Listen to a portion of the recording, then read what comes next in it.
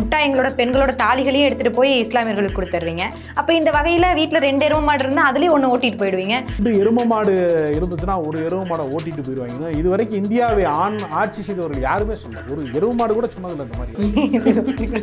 ஒரே ஒரு நோக்கம் இருக்கிறது மோடி. இந்த உலகத்தில் அதிகமான பொய் பிரச்சாரம் செய்தவர் அப்படிங்கிற இடத்துல வந்து கோயபல்ஸ் தான் இருக்கிறார். கோயபல்ஸ் மிஞ்சனுங்கிற ஒரே ஒரு இலக்கு தான் இப்போ மோடிக்கு. மோடி அவர்கள் கொஞ்சமா காங்கிரஸ் பக்கம் வந்துட்டாரு. மோடி காங்கிரஸ்ல சேர்ந்துட்டாரா? ஆமா. என்ன சொல்றீங்க? அவர் தன்னுடைய இதை கூட மேனிஃபெஸ்டோ கூட சொல்றது இல்ல, எல்லாமே வந்து காங்கிரஸோட தான் சொல்லிக்கிட்டே இருக்காரு. குஜராத்தில் இருக்கக்கூடிய சூரத் என்கிற தொகுதியில திடீர்னு வேட்பாளரை காணோம்.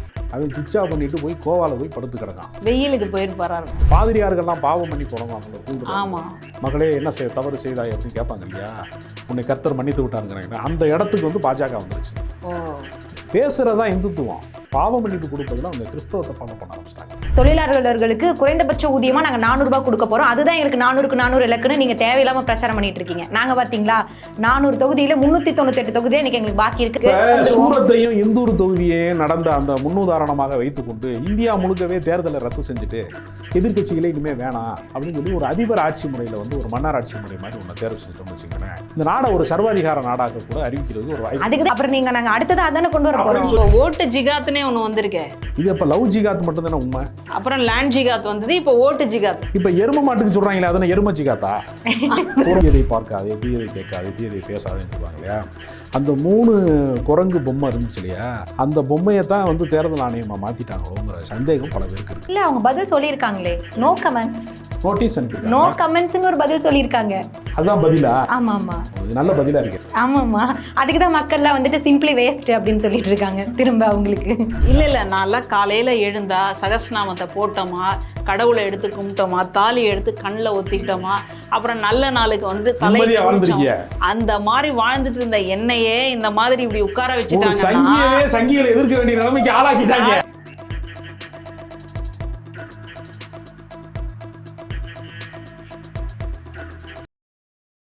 வாகை தமிழ் பார்வையாளர்களுக்கு வணக்கம். இன்னைக்கு நம்ம கலந்துரையாடலில் சமகால அரசியலை பற்றி பேச போகிறோம். ரேபரேலி தொகுதியில் ராகுல் காந்தி அவர்கள் வந்து இன்னைக்கு போட்டியிடுறதா அறிவிச்சிருக்காங்க. ஆரம்பத்தில் பிரியங்கா காந்தி தான் போட்டியிடுவாங்க அப்படின்னு நினச்சிட்டு இருந்தோம். ஆனால் இன்னைக்கு வந்துட்டு அந்த ஸ்ட்ராட்டஜி அப்படின்றது மாறி இருக்கு. அதை பற்றி நம்ம நண்பர்களோட உரையாடலாம். அனைவருக்கும் வணக்கம். வணக்கம்.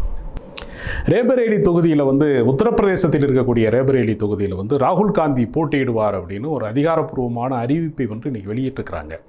பிரியங்கா காந்தி அவர்களும் வந்து இந்த தேர்தல் களத்திற்கு வருவார்கள் என்று எதிர்பார்க்கப்பட்டது.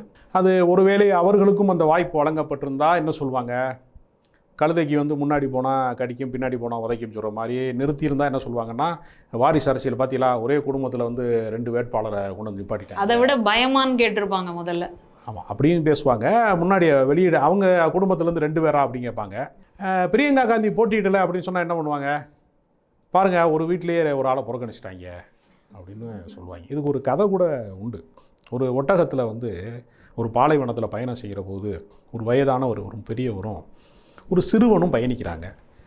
அந்த ஒட்டகம் வந்து என்ன பண்ணால் ஒரு ஆள் ஏறினா மட்டும்தான் அந்த ஒட்டகம் தாங்குது, 2 பேர் ஏறினா அது படுத்துக்கிறது. அப்போ ஒட்டகம் போயிட்டே இருக்கும்போது அந்த கிழமை என்ன செய்கிறாருன்னா பேரனை தூக்கி மேலே வச்சுட்டு அவர் அப்படியே கையை பிடிச்சி போடுறது.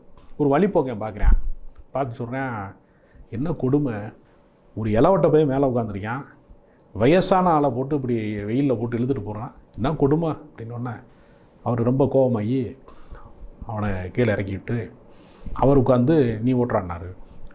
அடுத்து ஒருத்தன் வந்தான், எவ்வளோ பெரிய குடும்ப பற்றிலா பாருங்க, ஒரு பச்சிலம் பாலகன் அவனை நடக்க விட்டுவிட்டு இந்த வயசான ஆள் பெரிய மனுஷன் போய் மேலே ஏறி உட்காந்துருக்கான் அப்படின்னாங்க.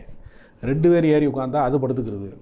இது எதுக்கு இந்த கதை சொல்லுவாங்கன்னா, என்ன நடந்தாலும் அதற்கு எதிர்நிலைப்பாட்டில் பேசுவார்கள் அப்படிங்கிறதுக்காக சொல்லப்படுகிற ஒரு கதைகளில் ஒன்று தான். அது மாதிரி இப்போ பிரியங்கா காந்தி போட்டியிடலைன்னொன்னே பார்த்தீங்களா பிரியங்கா காந்தியை புறக்கணிச்சிட்டார்கள் அப்படின்னு புறக்கணித்து விட்டாங்க. பெண் வேற ஒரு பெண்ணை போய் புறக்கணிச்சிட்டாங்க. உங்கள மாதிரி ஆளு இப்படி ஆரம்பிச்சு விடுவாங்க, பெண் அப்படி பெண்ணை புறக்கணிச்சிட்டாங்க அப்படின்னு.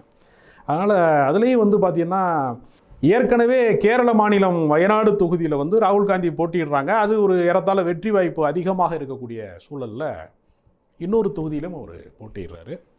ஏன்னா அவருக்கு தென்னிந்தியாவில் தான் அவரால் ஜெயிக்க முடியும், வட இந்தியாவில் வந்து ஏற்கனவே அவர் அமேதி தொகுதியில் வந்து ஸ்மிருதி இராணியுடைய போட்டி போட்டு தோற்று போயிருக்கிறாரு அப்படிங்கிற விமர்சனம் இருக்கு கடந்த முறையில்.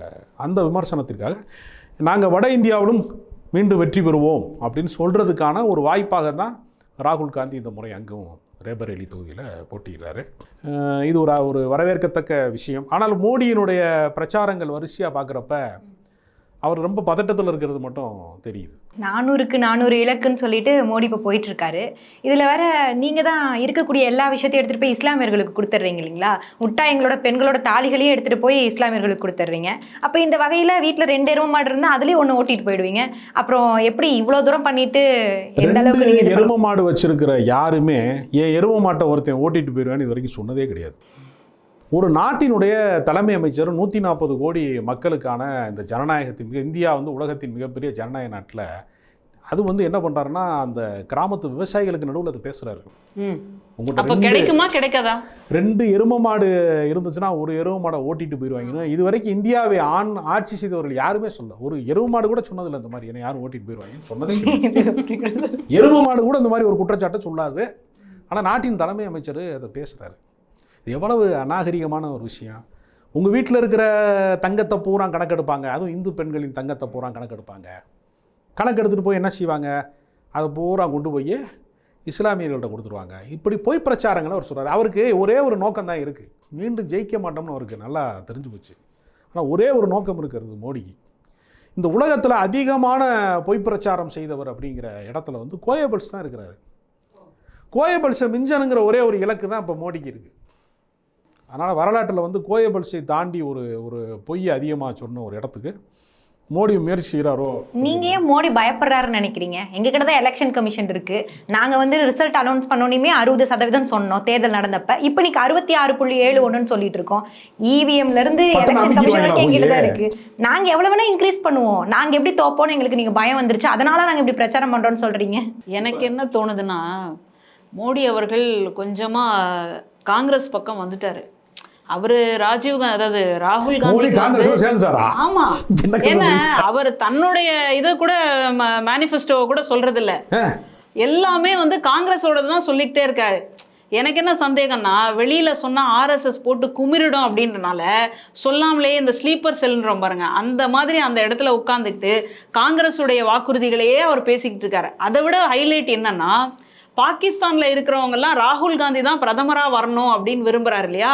அப்படின்னா இந்தியாவை தாண்டி ராகுல் காந்தி அவர்களுக்கு மிகப்பெரிய ஒரு செல்வாக்கு இருக்கு அப்படின்றத அவர் சொல்றாரு. இப்போ இதை வச்சு பார்க்கும்போது அவர் அந்த அர்த்தத்தில் சொல்லலை. அவர் என்ன சொல்றாருன்னா, பாகிஸ்தான் நமக்கு பகை நாடு, பகை நாட்டில் இருக்கிறவங்க எல்லாம் வந்து ராகுல் காந்தி ஜெயிக்கணும்னு சொல்றாங்கன்னா காங்கிரஸுக்கும் பாகிஸ்தானுக்கும் ஒரு உறவு இருக்கு அப்படின்னு அவர் அதை கொச்சைப்படுத்துறதுக்கு முயற்சி பண்ணுறாரு. ஆனால் கொடுமை என்னென்னா, வரலாற்றை திரும்பி பார்த்தோம்னா பாகிஸ்தான் மீது படையெடுப்பு நடத்தியது காங்கிரஸ் காலத்தில் தான். மிக முக்கியமான விஷயம். அது மட்டுமல்ல, பாகிஸ்தான் என்கிற நாட்டுக்குள்ள 2 மொழி பேசுகிறவர்கள், வங்க மொழி பேசுகிறவர்களும் அந்த பாகிஸ்தானியர்களுக்கும் நடுவில் ஒரு பிரச்சனை வந்தபோது, மொழிவாரியான பிரச்சனை வந்தபோது இந்திய இராணுவத்தை அனுப்பி பாகிஸ்தானை வந்து 2ஆக உடைத்து பங்களாதேஷ் என்று சொல்லக்கூடிய வங்கதேசத்தை உருவாக்கி தந்தது இந்திரா காந்தி. அப்போ அந்த நாட்டு மேலே படையெடுத்து அந்த நாட்டை 2ஆக உடைத்தவர்களே காங்கிரஸ் ஆட்சி காலத்தில் தான் செஞ்சுருக்காங்க. அவங்க என்ன செய்கிறாங்களாம், பாகிஸ்தானோட ரொம்ப நெருக்கமாக இருக்காங்களாம் காங்கிரஸ் கட்சி. இவர் ரொம்ப வந்து பகையாக இருக்கிறாராம், இவர் தேசபக்தரா, அவங்க எல்லாம் தேசத்துக்கு எதிரானவங்களா. அது ஒன்றும் இல்லை, அந்த பாகிஸ்தானை சேர்ந்த ஒரு அரசியல் பிரமுகர் வந்து எக்ஸ் தளத்தில் ஒரு பதிவிட்டிருக்கிறாரு. உண்மைதானா? எக்ஸ் தளத்தில் யார் வேணாலும் பதிவு விடலாம்ல. இப்போ நீங்கள் ஒரு ஃபேஸ்புக்கில் ஒரு கமெண்ட் போடுறீங்க, ஸ்ரீலங்காவிலேருந்து ஒருத்தன் வந்து நீங்கள் ஸ்டேட்டஸுக்கு கீழே லைக் போடுறேன், அப்போ ஸ்ரீலங்காவுக்கும் வந்து இந்த ஸ்டேட்டஸை எழுதியவருக்குமான ஒரு சர்வதேச வந்து ஒரு இது இருக்குது அப்படின்னு நம்ம வந்து ஒரு வழக்கு போடுறது. அதுக்கு சமூக ஊடகங்கள் இன்றைக்கி வந்து உலகமே ஒரு கிராமமாக சுருங்கிருச்சுன்னு சொல்கிறாங்க. தொழில்நுட்பம் வந்து சாதாரணமாக ஒரு அலைபேசியில் இன்றைக்கி வந்து இங்கேருந்து ஒரு வாட்ஸ்அப் காலில் வந்து அமெரிக்காவுக்கு பேசுகிறான், கனடாவில் இருக்கவனுக்கு பேசுகிறான். சாதாரண ஒரு உலகமாக மாறிடுச்சு இல்லையா கம்யூனிகேஷனில். ஒருத்தர் ஒரு கருத்தை வெளியிடுறாரு, சர்வதேச ஊடகங்கள் எல்லாமே இவரை பார்த்துக்கிட்டே இருக்கு. இவர் என்னென்ன பொய் பேசுகிறாரு, தினசரி தாலி ஏற்றுட்டு போயிடுவாங்கன்னு ஒரு நாள் சொல்கிறாரு, ஒரு நாள் மாட்டை ஓட்டிட்டு போயிடுவாங்கங்கிறாரு. அப்புறம் அதை விட இன்னொரு காமெடி இருக்குது.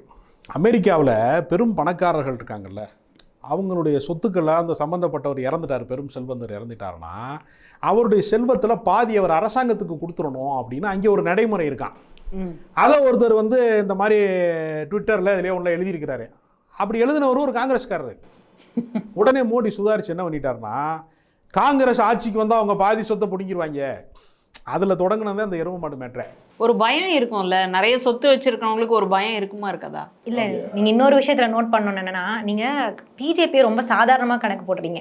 2018 மன்மோகன் சிங் சொன்ன அந்த வீடியோவில் எப்படி வந்து இஸ்லாமியர்கள் சிறுபான்மையர்கள்ங்கிற மென்ஷன் பண்ணதை மட்டும் கட் பண்ணி எடிட் பண்ணி, இன்னைக்கு ராகுல் காந்தி பேசின வீடியோவையும் கட் பண்ணி எடிட் பண்ணி இன்னைக்கு இந்த அளவுக்கு மோடி பிரச்சாரம் பண்ணிட்டு இருக்காரு. இந்த அளவுக்கு டெக்னாலஜியை கரெக்டாக பயன்படுத்துகிறவங்கள பார்த்து நீங்கள் இந்த மாதிரிலாம் குற்றச்சாட்டு வைக்கிறது ரொம்பவே ஏற்றுக்கவே முடியல. நீங்கள் சொல்கிறதெல்லாம் பார்த்தா பாஜகவில் தான் அதிகமான வீடியோ எடிட்டர்ஸ்லாம் இருக்கிறாங்க அப்படிங்கிற மாதிரி நீங்கள் சொல்கிறீங்க. ஏன்னா இப்போ நிறையா யூடியூப் சேனல் நடத்துகிறவங்களுக்கே பெரிய பிரச்சனை என்னென்னா, நல்ல எடிட்டர் கிடைக்க மாட்டேங்கிறாங்கன்னு.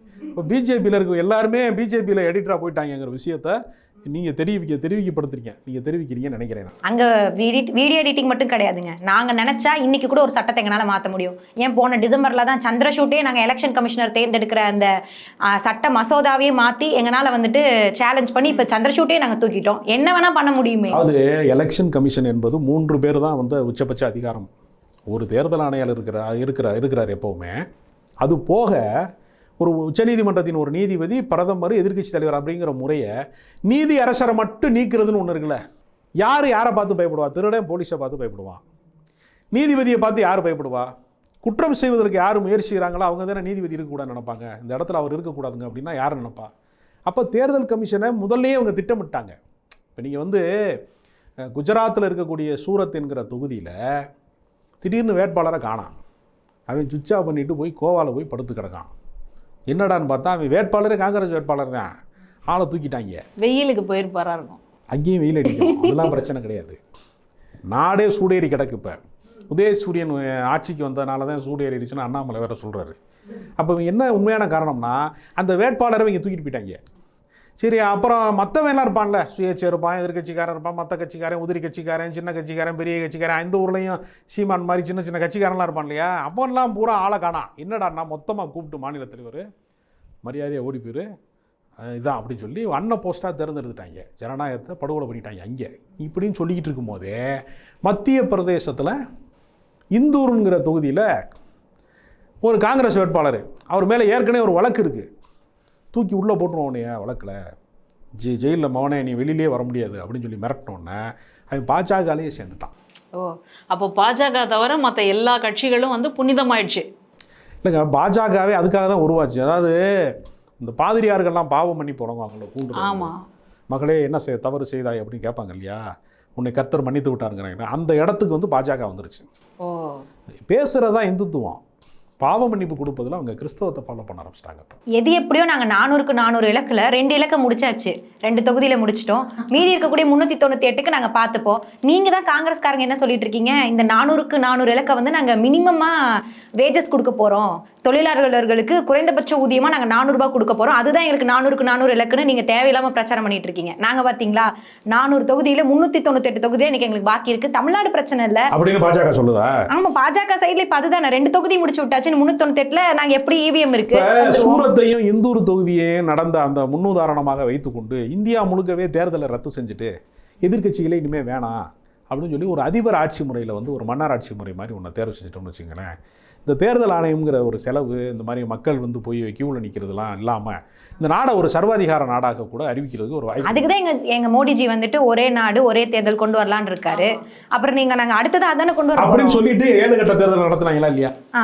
எதுக்காக 7 கட்ட தேர்தல் நடத்துறாங்க அப்படின்னா, பிரதமர் எல்லா இடத்துக்கும் போயிட்டு வரணும். அதாவது அவங்க தான் சொல்றாங்க ஒரே நாடு ஒரே தேர்தலுங்கிறாங்க. இது ஒரே நாடே கிடையாது. அத்தனை ட்ரெஸ் வாங்கி வச்சிருக்காரு, அதெல்லாம் போட்டு ரோட் ஷோ வர வேணாமா? என்ன பேச்சு உங்களுக்கு தான்? இது வரைக்கும் 70 இடங்களில் வந்து பிரச்சாரம் பண்ணியிருக்கிறதா வந்து ரிப்போர்ட் சொல்லுது. ஆனால் எனக்கு என்ன ஆச்சரியமாக இருக்குன்னா, இந்தியா மொத்தத்துக்குமே அவங்க வந்து என்னதான் வந்து அவங்க வித்தையெல்லாம் காமிச்சாலும் இந்தியா முழுக்கவே அவங்க வித்தை பண்ணியுமே பலிக்காது. ஏன்னா 51% விவசாயிகள் அவங்களுக்கு எதிராக இருக்கிறாங்க. ராஜபுத்திரர்கள் ஒரு 7 மாநிலத்தில் கிராம மகா பஞ்சாயத்துக்களை கூட்டி பிஜேபிக்கு ஓட்டு போடக்கூடாது அப்படிங்கிற உறுதியாக இருக்காங்க. மணிப்பூரில் வந்து தேர்தல் நடத்துகிறதே ரொம்ப சிரமமான விஷயமாக இருக்கிறது. காஷ்மீரில் எடுத்துக்கிட்டிங்கன்னா நாடாளுமன்ற தேர்தலை நடத்துவாங்களாம், சட்டமன்ற தேர்தலும் நடத்த மாட்டாங்களாம். என்ன ஒரு காமெடி பாருங்கள். பல மாநிலங்களில் சட்டமன்ற தேர்தலும் நாடாளுமன்ற தேர்தலும் சேர்ந்து நடக்கிறதுங்கிறது சாத்தியம்தான். அதாவது அம்பேத்கர் சொன்னார், அரசியல் சாசனத்தில் ஒரு காலத்தில் வந்து எல்லாருக்கும் ஓட்டு கிடையாது. படித்தவர்கள் பட்டதாரிகளுக்கு, ஏன்னா அந்த காலத்தில் பட்டதாரிகள் கிடையாதுல்ல, 50 வருடங்களுக்கு 70 வருடங்களுக்கு முன்னாடி பெரிய அளவோட பட்டதாரிகள் கிடையாது. அவங்களுக்கு ஓட்டுரிமை இருந்துச்சு. பட்டதாரிகளுக்கு ஓட்டுரிமை இருந்த மாதிரி பட்டாதாரிகளுக்கு இருந்துச்சு. சொத்து இருக்கிறவன் இருக்கிறான் இல்லையா, அவனுக்கு ஓட்டுரிமை இருந்துச்சு. அம்பேத்கர் தான் அரசியல் சாசனத்தில் திருத்தம் செய்கிற போது எல்லா மனிதனுக்கும் ஒரு ஓட்டு, இந்த நாட்டினுடைய பிரதமருக்கும் ஒரு ஓட்டு தான், சாமானியனுக்கும் ஒரு ஓட்டு தான், இந்த உலகத்தில் எல்லாரையும் சமத்துவமாக மாற்றுவதில் பெரிய போராட்டம் நடந்துருக்கு. உலகம் முழுக்க சமத்துவத்திற்கான போராட்டம் நடக்குது. ஆனால் ஒரு மனிதனுக்கு ஒரு ஓட்டு என்று சொல்வதன் மூலமாக எல்லா மனிதனுக்கும் ஜனநாயகத்தில் சமமான மதிப்பை நான் வழங்கிவிட்டேன் என்கிற மனநிறைவை அடைந்து விட்டேன் அப்படின்னு அம்பேத்கர் சொன்னார். சொல்லிக்கிட்டு இருக்கும் போதே ஒரு பட்டன் அமுக்கும் போது 2 ஓட்டு விழுந்துருச்சு. இப்போ அம்பேத்கருடைய அரசியல் சாசனத்தை இப்படி வந்து இல்லாமல் பண்ணிட்டாங்களே. இல்லை, இப்போ ஓட்டு ஜிகாத்துனே ஒன்று வந்திருக்கே. இது இப்போ லவ் ஜிகாத் மட்டும்தானே உண்மை? அப்புறம் லேண்ட் ஜிகாத் வந்தது, இப்போ ஓட்டு ஜிகாத். இப்போ எரும மாட்டுக்கு சொல்கிறாங்களே, அதனை எரும ஜிகாத்தா? ஒரு மாடு இருந்து 2 மாடு இருந்தால் ஒரு மாட்டை ஓட்டிட்டு போயிரும் சொன்னாங்களே. அப்போ மோடி வந்து அடுத்து வந்து எரும ஜிகாத்துன்னு ஒன்று ஆரம்பிப்பாங்கன்னு நினைக்கிறேன். இப்போ எனக்கெல்லாம் எருமாடே இல்லைங்க. இந்த மாதிரி ஏதாவது ஒன்று கொடுத்தாங்கன்னா நான் வச்சு பொழைச்சிக்கலான்னு பார்க்குறேன். அதாவது நீங்கள் தேர்தல் ஆணையத்தை தான் மறைமுகமாக எரும மாட்டுன்னு சொன்னீங்களான்னு எனக்கு ஒரு சந்தேகம். ஏன்னா தேர்தல் ஆணையத்தினுடைய நடவடிக்கைலாம் பார்த்தா மத துவேஷமான பேச்சுக்களை வந்து யார் வேணாலும் பேசுகிறாங்க, அத்துமீறி பேசுகிறாங்க, வரம்பு மீறி பேசுகிறாங்க. ஆனால் தேர்தல் ஆணையத்துக்கு வந்து 2 காதுமே சரியாக கேட்கல, 2 கண்ணுமே தெரியலை. இந்த காந்தியினுடைய பொம்மை இருக்கு இல்லையா, 3 பொம்மை, தீயதை பார்க்காதே, தீயதை கேட்காதே, தீயதை பேசாதேன்னு சொல்லுவாங்க இல்லையா, அந்த 3 குரங்கு பொம்மை இருந்துச்சு இல்லையா, அந்த பொம்மையை தான் வந்து தேர்தல் ஆணையமாக மாற்றிட்டாங்களோங்கிற சந்தேகம் பல பேருக்கு இருக்குது. இல்லை, அவங்க பதில் சொல்லியிருக்காங்களே, நோ கமெண்ட்ஸ், நோட்டீஸ் அனுப்பியிருக்காங்க, நோ கமெண்ட்ஸ்னு ஒரு பதில் சொல்லியிருக்காங்க. அதுதான் பதிலா? ஆமாம் ஆமாம், இது நல்ல பதிலாக இருக்கு. ஆமாம்மா, அதுக்கு தான் மக்கள்லாம் வந்துட்டு சிம்பிளி வேஸ்ட் அப்படின்னு சொல்லிட்டு இருக்காங்க திரும்ப அவங்களுக்கு. நீங்கள் அமித்ஷா பேசுகிறத பார்த்துருக்கீங்களா? அதாவது காங்கிரஸில் வந்து பார்த்தீங்கன்னா அடுத்த பிரதமர் யாருன்னா அவங்களால பதில் சொல்ல முடியுமா? ராகுல் காந்தி அவரே சொல்றாரு, லிஸ்ட் போட்டு கொடுத்துருக்காரு. ராகுல் காந்தின்றாரு, வேட்டி கட்டிய தமிழன்னு சொல்லி ஸ்டாலினை சொல்றாரு, அப்புறம் மம்தா பானர்ஜியை சொல்றாரு, பார்த்தீங்கல்ல. ஆனால் பாஜகவில் ஒரே ஒரு பிரதமர் மோடி. இப்போ எந்த அளவுக்கு எவ்வளோ ஸ்ட்ராங்கான வலிமை அவங்க முடிவுக்கு வந்துட்டாங்க. வருஷத்துக்கு ஒரு பிரதமரை வந்து இந்தியா கூட்டணியில் வருவாங்கன்னா என்ன அர்த்தம்னா நாங்கள் வரமாட்டோம் தானே அர்த்தம். அதுக்கு ஒத்துக்கிட்டாங்க தானே அர்த்தம். சரி, நான் என்ன சொல்கிறேன், வருஷம் ஒரு ஆள் வர்றதுனால நாட்டில் என்ன சீரழிவு வந்துடும். இப்போ நான் என்ன சொல்கிறேன், ஒரு மாவட்ட கலெக்டர் இருக்காரு, இந்த ஒருத்தர் இருக்கிறாரு, அவர் திடீர்னு மாற்றிடுறாங்க, ஜட்ஜை மாற்றுறாங்கல்ல, ரிட்டையர்ட் ஆகுறாரு அல்லது வேறு இடத்துக்கு வந்து ட்ரான்ஸ்ஃபர் ஆகுறாங்க இல்லையா. எல்லா துறைகள்லையுமே மாற்றம் நடக்குதுல்ல. அதே அரசியல் சாசனம் தான், அதே சிஸ்டம் தானே வேலை செய்ய போகிறாங்க. ஏன் வருஷத்துக்கு ஒரு பிரதமர் இருக்கிறதுனால நாட்டில் என்ன சீரழிவு? அவரோட பாயிண்ட் ஆஃப் வியூ எல்லா பணமும் ஒரே பிரதமராக இருக்கிறதால அவர்கிட்ட போகும், கரப்ஷன் வந்து எல்லாமே அவர் கையில் இருக்கும். இப்படி மாற்றி மாற்றி இருந்தால் இப்படி ஸ்பிளிட் அவுட் ஆகிடும் இல்லையா, அந்த பாயிண்ட் ஆஃப் வியூவில் சொல்கிறாரு. செதறிடுமா எல்லாமே? ஆமாம் ஆமாம், ஒரு இடத்துல குவியாது செல்வம், குவியாது. அதானிகிட்ட கொண்டு பத்திரமா கொண்டு சேர்க்க முடியாமல் போயிருமோ, செதறிடுமோ, வழியில் போகிற வழியில் ஏதாவது ஒழியிருமோ அப்படின்னா. இந்த தண்ணி லாரி போகும்போது கொஞ்சம் சிந்திக்கிட்டே போகும்ல, அது மாதிரி அந்த மாதிரி ஸ்பிளிட் அவுட் ஆகி எல்லாம் இதாயிடும் இல்லைங்களா. அதனால அவங்களுக்குள்ள ஒற்றுமை இல்லை அப்படின்றது தானே இதை காட்டுது. இப்போ வருஷத்துக்கு ஒருத்தர் அப்படின்னு சொன்னா அப்போ ஒற்றுமை இல்லாம நீங்களே அடிச்சுக்கிறீங்க அப்படிலாம் கிடையாது. அடிச்சுக்கலாம் இல்லை, எல்லாருக்கும் ஒரே கொள்கை தான் இருக்கு. எதிரி வந்து ஒரே ஆள் தான் எல்லாருக்குமே பாஜக எதிர்ப்பு தான். இப்போ கம்யூனிஸ்ட் கட்சி வந்து கேரளாவில் போட்டிக்கிட்டுது, அங்கே காங்கிரஸும் எதிர்த்து போட்டிக்கிட்டுது. ஆனால் 2 பேருக்கும் பொது எதிரி பாஜகங்கிறதுல உறுதியாக தானே இருக்காங்க. யார் ஜெயிச்சாலும் அவங்க பாஜகவுக்கு எதிராக தானே அங்கே போய் நாடாளுமன்றத்தில் வந்து முழங்க போகிறாங்க, ஓட்டெடுப்பு நடத்த போகிறாங்க. அதனால் அது வெளியில் அது வந்து ஒரு உள் முரண்பாடு தான். நட்பு முரண் வேற, பகை முரண் வேற. ஒரு பூனை தன்னுடைய குட்டியை கவுறதுக்கு பேர் நட்பு முரண், அதுவே எளிய கவுது இல்லையா, அதுக்கு பேர் பகை முரண். பாஜகவோடு நமக்கு இருப்பது பகை முரண், மற்ற மாநில கட்சிகளோடு நமக்கு இருப்பது நட்பு முரண். அதனால் அந்த நட்பு முரண்னால எந்த பாதிப்பும் வராது. வரணும்னு இவங்க ஆசைப்படுறாங்க, அது வராது. ஆனால் என்னென்னா பாஜகவில் வந்து இப்போ என்ன செய்யணும்னா ரொம்ப ஒரு புனிதமான கட்சி இல்லையா, அது வாஷிங் மிஷின்லாம் வச்சுருக்கிற கட்சி இல்லையா. மல்யுத்த வீராங்கனைகளுடைய குற்றச்சாட்டு, பாலியல் குற்றச்சாட்டுக்கான அந்த நாடாளுமன்ற உறுப்பினருக்கு அவருக்கு சீட்டு வழங்கக்கூடாதுன்னாங்க இல்லையா, அவருக்கு தானே வழங்கக்கூடாதுன்னு சொல்றியே, அவர் மகனுக்கு கொடுக்குறோம்ட்டாங்க. எப்படி போனாலும் அந்த குடும்பத்துக்கு தானே அது. மகன் எம்பி ஆனால் அப்பனை காப்பாற்றுவான் இல்லையா அந்த வழக்கில் இருந்து. அப்போ அந்த அதிகாரம் வந்து செதறாமல் இருக்கிறதுக்கான வேலைகளை அவங்க செய்கிறாங்க. அது மட்டும் இல்லை, தேவகவுடா பேரன் தப்பிச்சு ஓடி போயிட்டான் ஜெர்மனிக்கு. திடீர்னு ஜெர்மனி அரசாங்கம் என்ன பண்ண முடியும், அவன் பாட்டுக்கு ஓடி. அவர் எந்த வழியாக போனார், கட்டுமரம் வழியாக போனாரா, நடந்தே போனாரா, நீச்சல் அடிச்சு போனாரா? டிக்கெட் போட்டு ஃப்ளைட் ஏற்றி லண்டனில் கொண்டு போய் உட்கார வச்சிட்டோம், அதுக்கு என்னன்றீங்க? ஜெர்மனியில் அவர் எப்படி போனார்? ஃப்ளைட் ஏறி தானே போனார். அப்போ விமான நிலையம் யாருடைய கட்டுப்பாட்டில் இருக்குது? அரசினுடைய கட்டுப்பாட்டில் இருக்கா, இல்லை யார் வேணாலும் போயிடலாமா? தேர்தல் பிரச்சாரத்தில் அப்படி பரபரப்பாக இருக்கிறோம். அவர் ஏற்கனவே பாலியல் குற்றச்சாட்டுக்கு ஆளான விஷயம் குறித்து எல்லாரும் அதிர்ச்சி அடையும் போது அந்த பையனை அந்த பிரஜ்வலுடைய தகப்பனாராக இருக்கக்கூடிய ரேவண்ணாங்கிறவர் என்ன தெரியுமா சொன்னார், ஏன் இதை போய் இப்போ காட்டிக்கிட்டு இருக்கு, இதெல்லாம் 4 வருஷத்துக்கு முந்தின வீடியோ தானே அப்படிங்கிறாரு.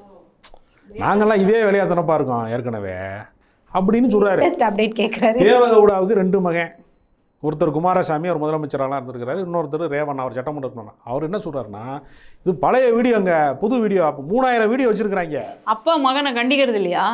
2 பேரும் சேர்ந்து தான் தப்பு பண்ணியிருக்காங்க. எல்லா தப்புமே நல்ல ஒரு கல்ச்சுரலான ஒரு குடும்பம், பாரத பண்பாட்டை பாதுகாக்கிறதுல ரொம்ப போராடிருக்காங்க. மோடிஜிக்கு ரொம்ப அவங்கள பிடிக்குதுன்னா பாருங்களேன். பாஜக அப்படின்னு சொன்னாலே பெண்களுக்கு முக்கியத்துவம் கொடுக்குற கட்சி அப்படின்னு நிறைய பேர் ஓடி ஓடி வந்து சேர்ந்தாங்களே. ஆமாம்மா, மணிப்பூரில் முக்கியத்துவம் கொடுத்தாங்க, பல ஊரில் கொடுத்துருக்காங்க முக்கியத்துவம். வந்து காஷ்மீரில் கூட ஆஷிபாங்கிற ஒரு சிறுமி வன்புணர்வு செய்கிறதுக்கு கூட அந்த ரேப் பண்ணவனுக்கு ஆதரவாக, அந்த வன்புணர்வு செய்தவனுக்கு ஆதரவாக ஊர்வலம் போன ஒரு அரசியல் கட்சி இந்திய வரலாற்றிலேயே பாஜக தான். அதனால் பல பெண்களுக்கு ஆதரவாக நிறைய விஷயங்களில் மல்யுத்த வீராங்கனைகளுக்கு ஆதரவாக இருந்தாங்க. பெண்களுக்கு ஆதரவான கட்சின்னா அது பாஜக தான். ஏன்னா மணிப்பூரில் நிர்வாண ஊர்வலம் வர்ற வரைக்கும் வேறு எந்த கட்சியும் அதை நடத்த முடியாதுல்ல, அதெல்லாம் சிறப்பாக செஞ்சுருக்காரு. இல்லை, இவ்வளோ தூரம் நீங்கள் சொல்கிறீங்க இல்லையா, மோடி ஒரே ஆளாக இருந்து அவர் ஆசைப்பட்ட மாதிரி மசூதியை இடித்து கோயிலை கட்டினார். அடுத்ததான் சிஏஏ சட்டத்தை கொண்டு வந்தார். இங்கே இருக்கக்கூடிய இடத்துல யாருக்கு குடியுரிமை கொடுக்கணும் கொடுக்கக்கூடாதுங்கிற எல்லா முடிவும் வேறு இருக்கிறாரு. நான் நினச்சா சந்திரசூட்டை தூக்குவேன்னு தூக்குறாரு. அடுத்ததான் வந்துட்டு சிறுபான்மை மக்களை எல்லாம் துரத்துறதுக்கான அடுத்தடுத்த வேலையை பார்த்துட்டு இவ்வளோ பண்ணிட்டு இருக்காரு. இவ்வளோ வாய் பேசுறீங்கல்ல, நீங்கள் ஏன் அவருக்கு எதிராக ஒன்றுமே பண்ணல? ஏன் ஒன்றுமே வந்துட்டு என்ன சொல்கிறது, அவர் பிரச்சாரங்களில் பொய்யா பிரச்சாரம் இந்திய வாக்காளர்கள் மொத்தமுமே அவருக்கு எதிராக வாக்களிப்பதன் மூலமாக அவர் அரசியல் மாற்றத்திற்கு, ஆட்சி மாற்றத்திற்கு வழிவகை செய்கிறாங்க. இது வந்து தனி மனிதன் செய்கிற மாற்றம் அல்ல, இந்தியா முழுக்கவே அவருக்கு எதிரான ஒரு குரல் வந்து உருவாகியிருக்கிறது. அதைத்தான் நான் சொன்னேன். ராஜபுத்திரர்கள் போராடுறாங்க, விவசாயிகள் போராடுறாங்க, பெண்கள் அவருக்கு எதிராக இருக்கிறாங்க, மாநில கட்சிகளையெல்லாம் அவர் சூறையாடிட்டாருங்கிறதுனால எல்லா மாநில கட்சிகளும் அவருக்கு எதிரான ஒரு நிலைப்பாட்டை எடுத்திருக்கிறாங்க. அதனால் அவர் மோடி சாம்ராஜ்யம் சரிந்து கொண்டிருக்கிறது. அதை நிலைநிறுத்த முடியாத பதட்டத்தில் தான் மோடி தொடர்ச்சியாக வந்து எருமை மாட்டை தூக்கிட்டு போயிடுவாங்க, நகையை அடிச்சுட்டு போயிடுவாங்க, சொத்தில் பாதியை தூக்கிட்டு போயிடுவாங்கன்னு சொல்கிற பொய்களின் வழியாக முஸ்லீம்களுக்கு இடஒதுக்கீடு கொடுத்துருவாங்க காங்கிரஸ் வந்தா என்று பல கட்டுக்கதைகளை அவர் சொல்லிக்கிட்டே இருக்கிறாரு. நல்லா கதை சொல்கிறாரு, வாயில் நல்லா வடை சுடுறாரு. ஆனால் வெற்றி பெறுவாரா அப்படின்னா வெற்றி பெற மாட்டார். தேர்தல் ஆணையம் ஏதாவது முறைகேடு செய்தாலே ஒழிய மோடியினுடைய வெற்றியை, பாஜகவின் வெற்றி சாத்தியம். அப்போ இதுவரைக்கும் முறைகேடே செய்யலையா? முறைகேடு வந்து ஒரு சில இடங்களில் அவங்களுக்கு செல்வாக்கு மிக்க இருக்கக்கூடிய பகுதிகளில் எப்படி சூரத்தில் நடந்துச்சோ அது மாதிரி வந்து இந்தூரில் நடந்துச்சோ அது மாதிரி சில இடங்களில் முறைகேடுகள் ஆங்காங்கே நடப்பதாக செய்தி வருகிறது. ஆனால் 100% அப்படி நடத்தி விட முடியாதுன்னு. இல்லை, நீங்கள் சத்தீஸ்கரில் கூட அந்த மேயர் எலெக்ஷன் கவுன்சிலர் எலெக்ஷன் பார்த்துருப்பீங்கல்ல, 8 ஓட்டு தான். அதுவே வந்துட்டு அழகாக அந்த எலெக்ஷன் கமிஷனர் ஆஃபீஸர் வந்துட்டு கரெக்ஷன் பண்ணி போட்டு அவரையும் தூக்கி உள்ளே வச்சுட்டாங்க. அது வேற விஷயம். ஸோ இந்த அளவுக்கு ஒரு கவுன்சிலர் எலெக்ஷன்லேயே இந்த அளவுக்கு ரொம்ப நீட்டாக நேர்மையாக பண்ணிட்டு இருக்காங்க. இப்போ நீங்கள் கோர்ட் வந்து கண்டிச்சிச்சு, நீங்கள் நடத்துகிற முறை சரியில்லை அப்படின்னு அந்த மேயர் தேர்தலில் கோர்ட்டு கண்டிச்சு தான். அப்புறம் அதே கோர்ட்டு தான் இவிஎம்ல வந்துட்டு இதில் எதுவுமே முறைகேடு கிடையாது, எதுவுமே சரியில்லாமல் இல்லை, இது வந்து கண்டினியூ ஆக போகுது. அப்படியே உங்களுக்கு சந்தேகம் இருந்தால் வேட்பாளரே பணத்தை கொடுத்து அந்த இவிஎம் மிஷினை செக் பண்ணிக்கலாம்னு அதே கோர்ட் தான் சொல்லியிருக்கு. அப்போ நீங்கள் எதிர்பார்க்குற ஜனநாயக ஆட்சி முறை ஓட்டு போட்டால் சரியாக போயிடுன்றீங்களே, இங்கே இவிஎம் இல்லை, ஜனநாயக ஆட்சி முறைக்கு முன்னாடி இருக்கக்கூடிய இந்த ஓட் சிஸ்டமும் சரியா இல்லை. இப்ப எந்த விஷயத்துல வந்துட்டு நீங்க மக்கள் எதிர்த்தா முடியும்? இதனாலதான் இப்ப இந்த வந்து ஓட்டு பெட்டிகள்னு சொல்லக்கூடிய அந்த வாக்கு பெட்டிகள் இருக்கக்கூடிய இடங்கள்ல பூராமே, இவிஎம் இருக்கக்கூடிய இடங்கள்ல பூராமே போலீஸையும் நம்பாம, தேர்தல் ஆணையம் சார்ந்த அலுவலர்களையும் நம்பாம, அரசியல் கட்சிக்காரையும் பாதுகாப்புக்கு நின்றுட்டு இருக்காங்க. இப்ப எல்லா இடத்துலையும் அங்க இருக்கிற கேமராவே கண்ணடிச்சிட்டு நிக்குதாமே, சரியா வேலை பார்க்கல அப்படின்றாங்க. அப்புறம் எப்படி நான் உள்ள இருக்கக்கூடிய மெமரி டேட்டா பேஸை மாத்துறதுக்கான பாசிபிலிட்டிஸ் இருக்குன்னு சொல்லிட்டு இப்ப ஆர்கியூ பண்ணிட்டு இருக்காங்களே. அப்ப இவ்வளவு விஷயம் இருக்கும் போது ஜனநாயக ஆட்சி முறை கான்ஸ்டிடியூஷன் பேசுறீங்க, இங்க அதுவே அடிமட்டத்துல இருந்து எல்லாம் சரிஞ்சு போச்சு.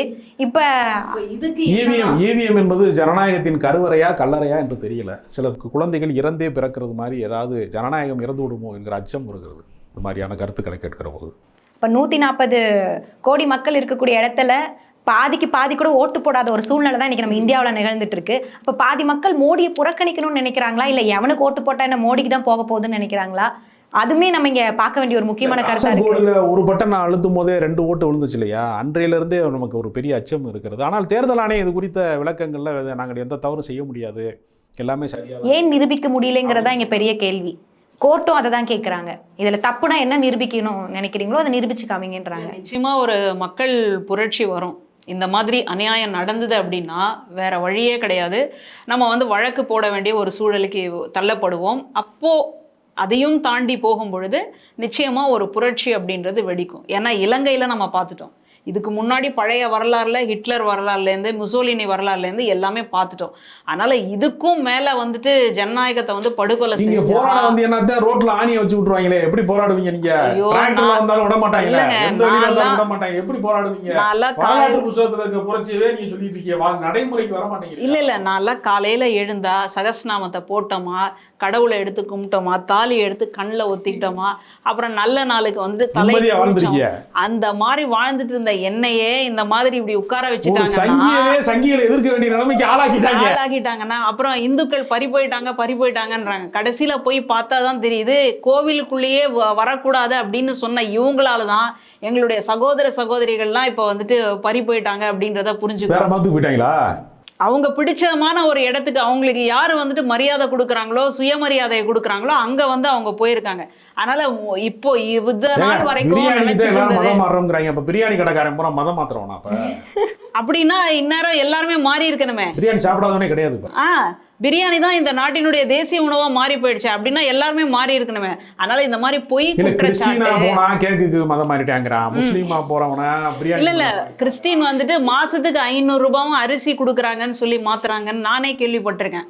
அதனால என்னையே அந்த நிலைமையில வறுமையில் இருக்கக்கூடிய மக்களை பாதுகாக்க தவறிய குற்ற உணர்ச்சி இல்லாம இதை மட்டும் திரும்ப திரும்ப சொல்றது, அதை பத்தி அப்புறம் பேசுவோம், என்ன வகையான நாகரிகம் அதை பத்தி அப்புறம் பேசுவோன்றாங்க. இப்ப நான் என்ன சொல்றேன்னா, இப்போ ஊர் வேறாக இருக்கிறது, சேரி வேறாக இருக்கிறது. சேரியில் பிறக்கிறவன் என்ன பாவம் செய்தான்? அவன் வந்து மனிதன், அவன் வந்து உழைக்கும் சமூகமாக இருக்கிறான், அவன் திருடி திங்கல, உழைக்கும் மனிதனாக இருக்கிறான். அவனுக்கான சுகாதாரம், அவனுக்கான கட்டமைப்பு இல்லாததுனால அவனுடைய வாழ்வியல் முறை வந்து வீழ்ச்சி அடைஞ்சிருக்கு.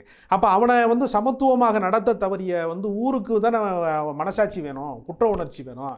நீ அவனை வந்து தீண்டத்தகாதவன்னு சொல்கிற, ஆனால் அவனுடைய உழைப்பை சுரண்டுறதுல உனக்கு வெக்கம் இல்லைல்ல, உனக்கு எந்த மான உணர்ச்சி இல்லை, அவனுடைய உழைப்பை நீ சுரண்டுற இல்லை அப்படிங்கிற உணர்வை வந்து ஊட்டாம, இந்த சாதிகளுக்குள்ள இருக்கக்கூடிய முரண்பாடுகளை சரி செய்யாம, சமத்துவத்தை உறுதி செய்யாம சக மனிதர்கள் மேல குற்றச்சாட்டு சொல்றது, சில மனிதர்களை வெறுக்கிறது, தீண்டாமையை சொல்றது, அப்போ மதமாற்றம் ஒன்று தான் அதற்கு தீர்வாக முடியும் அப்படிங்கிற இடத்துக்கு மனிதன் மாறுறான். நம்ம எப்படி அதை இல்லைன்னு சொல்ல முடியும்? இல்ல, மோடி இதுல என்ன எதிர்பார்க்கிறாருன்னா, பாகிஸ்தான் போன்ற நாடுகள்ல எல்லாம் இறையாட்சி முறை நடந்துட்டு இருக்கு, அங்க ஒரே கடவுள் ஒரே இதுதான். அதுதான் இந்தியாங்கிறது இந்துக்களோட தேசம்.